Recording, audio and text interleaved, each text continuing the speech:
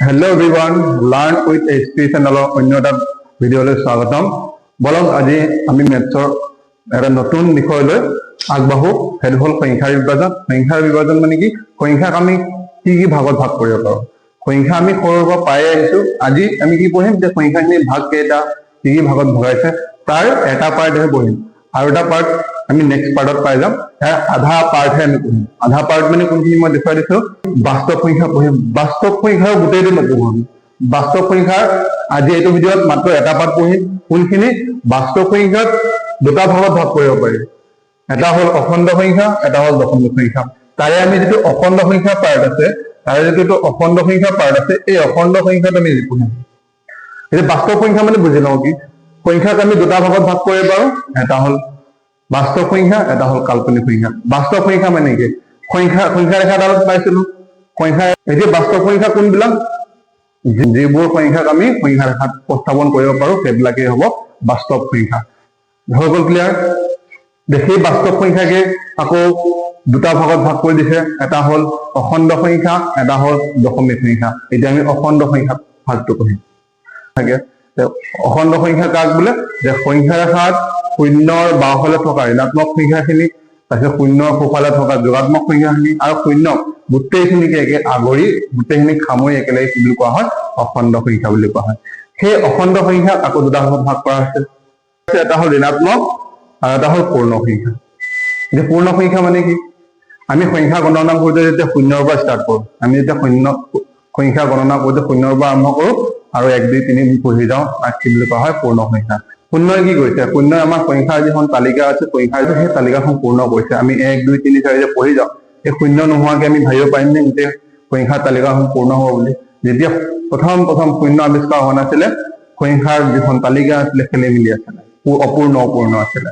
যেতিয়া শূন্য আহি গ'ল, মানে অপূৰ্ণ মানে কি? 9 পিছত যেতিয়া 10 দেখিবলৈ শূন্য লাগিব, শূন্যটো নাছিলে, তেতিয়া মানে অলপ খেলি মেলি আছিলে। যেতিয়া শূন্যটো আহিছে, এই সংখ্যাৰ তালিকাখন একদম পূৰ্ণ হৈ গ'ল।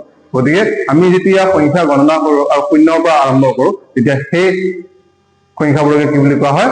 পূৰ্ণ সংখ্যা। মানে স্বাভাৱিক সংখ্যাৰ লগত, মানে আমি যিবিলাক সাধাৰণ সংখ্যা গণনা কৰো তাৰ লগত যেতিয়া শূন্যটো লগ লাগি যায়, সেইটোৱে হ'ব পূৰ্ণ সংখ্যা। এতিয়া এই পূৰ্ণ সংখ্যাকো আকৌ কেইটামান ভাগত ভাগ কৰা হয়। দুটা ভাগত ভগাই দিছে। এটা হ'ল শূন্য, এটা হ'ল স্বাভাৱিক সংখ্যা। একৰ পৰা যেতিয়া আমি সংখ্যাবিলাক গণনা কৰো, সেইটো হ'ল সেইবিলাক সংখ্যাক আমি কি বুলি কওঁ? একৰ পৰা যদি গণনা আমি আৰম্ভ কৰো, তেতিয়া তাক স্বাভাৱিক সংখ্যা বুলি কোৱা হয়। এতিয়া এই স্বাভাৱিক সংখ্যাকো কেইটামান ভাগত ভাগ কৰিছে। সেইকেইটা কি কি? সেইকেইটানো কি কি? যুগ্ম সংখ্যা। এটা হ'ল যুগ্ম সংখ্যা, যিটো 2m ফৰ্মুলাত থাকে, মানে m যিকোনো এটা অখণ্ড সংখ্যা। গতিকে এনেকুৱা 2m ফৰ্মুলাত যুগ্ম সংখ্যাবিলাক থাকে। যুগ্ম সংখ্যা, তাৰপিছত অযুগ্ম সংখ্যা, মৌলিক সংখ্যা, যৌগিক সংখ্যা।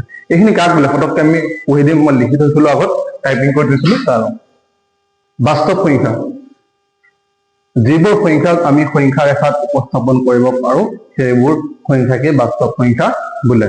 কৈছিলো সংখ্যা ৰেখাডাল আছিল, সেই সংখ্যা ৰেখাত যদি আমি সংখ্যাক স্থান দিব পাৰো, সেই গোটেইখিনি কি হ'ব? বাস্তৱ সংখ্যা হ'ব। তাৰপিছত বাস্তৱ সংখ্যাৰ ভাগ কি আছিলে? অখণ্ড সংখ্যা আছিলে। তাৰপিছত কি আছিলে? দশমিক সংখ্যা আছিলে। আমি কি পঢ়িম? অখণ্ড সংখ্যাৰ ভাগটো পঢ়িম। অখণ্ড সংখ্যা কাক বোলে? সংখ্যা ৰেখাত থকা ঋণাত্মক সংখ্যা, ধনাত্মক সংখ্যা আৰু শূন্যক সামৰি গোটেইখিনি একেলগে অখণ্ড সংখ্যা বোলে। সংখ্যা ৰেখাত কি আছে? শূন্যৰ বাওঁফালে মাইনাছৰ সংখ্যাবিলাক আছে, মানে ঋণাত্মক সংখ্যাবিলাক আছে, আৰু শূন্যৰ সোঁফালে কি আছে? ধনাত্মক সংখ্যা, মানে যোগাত্মক সংখ্যাবিলাক আছে, প্লাছৰ সংখ্যা। আৰু কি আছে? মাজত শূন্যটো আছে। আৰু এই গোটেইখিনিকে সামৰি একেলগে কি বুলি কোৱা হয়? অখণ্ড সংখ্যা বুলি কোৱা হয়। এতিয়া ঋণাত্মক সংখ্যা আমি জানো, সংখ্যা ৰেখাৰ শূন্যৰ বাওঁফালে থকা সংখ্যাবোৰকে কি বুলি কোৱা হয়? ঋণাত্মক সংখ্যা। পূৰ্ণ সংখ্যা কি? সংখ্যাৰ গণনা শূন্যৰ পৰা আৰম্ভ কৰিলে তাকে কি বুলি কোৱা হয়? পূৰ্ণ সংখ্যা বুলি কোৱা হয়। উদাহৰণ দিয়া আছে। তাৰপিছত স্বাভাৱিক সংখ্যা কি? সংখ্যাৰ গণনা 1ৰ পৰা আৰম্ভ কৰিলে তাক কি বুলি কোৱা হয়? স্বাভাৱিক সংখ্যা বুলি কোৱা হয়। যুগ্ম সংখ্যা, যিবোৰ সংখ্যা 2ৰে বিভাজ্য, তেনেবোৰ সংখ্যাকে যুগ্ম সংখ্যা বোলে। যুগ্ম সংখ্যাবোৰ সদায় এইটো ফৰ্মত থাকিব, 2m ফৰ্মত থাকিব। যেতিয়া m এটা অখণ্ড সংখ্যা হ'ব, m যিকোনো অখণ্ড সংখ্যা বা যোগাত্মক 2m ফৰ্মত থাকিব। আৰু m কি হ'ব? যোগাত্মক অখণ্ড সংখ্যা। m হ'ব যিকোনো যোগাত্মক অখণ্ড সংখ্যা। আৰু অযুগ্ম সংখ্যাবিলাক কি ফৰ্মত থাকিব? 2m + 1, য'ত m যিকোনো যোগাত্মক অখণ্ড সংখ্যা। তাৰপিছত কি আছিলে মৌলিক সংখ্যা। এইবোৰ সংখ্যাৰ উৎপাদক মাত্ৰ দুটা, এক আৰু সেই সংখ্যাটো নিজে তেনেবোৰ সংখ্যাক মৌলিক সংখ্যা বোলে। যেনে লিখা আছে 2, 3, 5 মৌলিক সংখ্যা কি ডিটেইলছত আমি পিছত পঢ়িম যেতিয়া আমি মানে ফাউণ্ডেশ্যন কোৰ্সত আমি অলৰেডি ধীৰেন ছাৰে আমাক কৈছিলে যে ফাউণ্ডেশ্যন কোৰ্স এটা আনিম, তাত আমি সৰু সুৰা যিবিলাক টপিক আছে গোটেইখিনি সামৰি পেলাই এটা সৰু সৰু ভিডিঅ' ডেইলি দি থাকিম। ফাউণ্ডেশ্যন কোৰ্স যেতিয়া আহিব আপোনালোকে সেই কোৰ্সটো যদি জইন কৰে বহুত লাভান্বিত হ'ব। সেইটো পিছত আপোনালোকে নিজেই ক'ব যে লাভ হৈছে নে নাই। এতিয়া এই মৌলিক 6, 8, 9, 10, 12, 14 আদি এইবিলাক যিখিনি থাকি গ'ল সেইখিনি আমি নেক্সট পাৰ্টত কভাৰ কৰিম। গতিকে সেইটো যদি ভাল লাগে ভিডিঅ'টো লাইক, শ্বেয়াৰ, কমেণ্ট আৰু ছাবস্ক্ৰাইব কৰিব।